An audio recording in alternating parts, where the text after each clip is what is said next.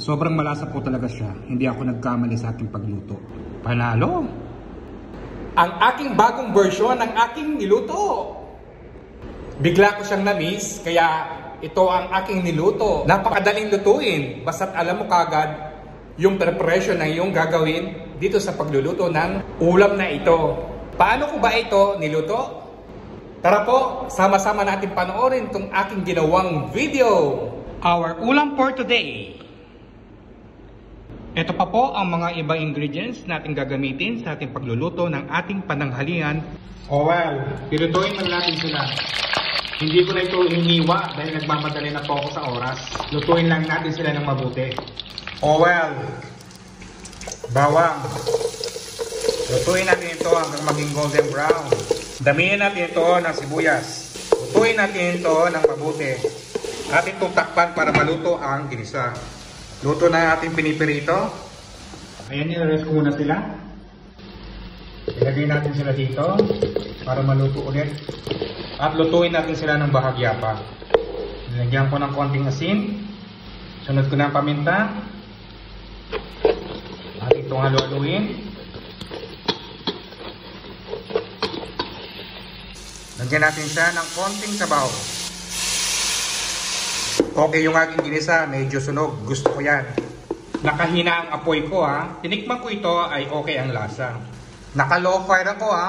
Unahin natin itong cauliflower. Sinunod ko itong carrots. Lagyan na natin itong zucchini. Ang repolyo. Ang panghuli itong green pepper. Atin itong takpan at lutuin natin ito for about 3 to 4 minutes. At lalakasan ko na yung apoy ha. Magdi-dissolve tayo ng cream of mushroom soup sa warm water. Ito yung magsisilbing pampalasa at pampalapot nitong ating niluluto.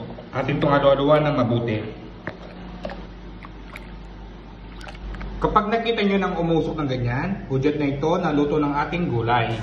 Ilalagay na natin yung ating minix. Halu-haluin ko lang guys ha. Mahirap kasing nagbi-video. Dali lang ha. Hindi ko na ipapakita dito. Ayan, nahalu-halo ko na. Dinagdagan ko pala ng konting sabaw.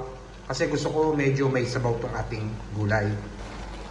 Luto na ang ating ulam. At ready na po itong iserve. Manyaman po siya. Tinikman ko siya eh. Excited na akong kumain. Kitams, napakadali lang lutuin. Diba? Nagluto po ako ng kakaibang version ng chop suey. Tanging cream of mushroom soup po ang aking pinang-alat at pinanlasa ko dito. Fishball at kikiam ang tanging pinagsahog ko. Ang aking konting kanin. Promise po, super yummy talaga ito. At hindi ako mapapahiya at mabibigo sa inyo kapag ito ay inyong natikman. Tara po, kain na tayo at ako'y nagugutom na. At saluhan ninyo akong kumain. Sana po nasiyan po kayo dito sa aking ginawang video. Thank you for watching. Like and share. Follow me more. And see ya. Ingat po kayo parate at enjoy lang. Bye!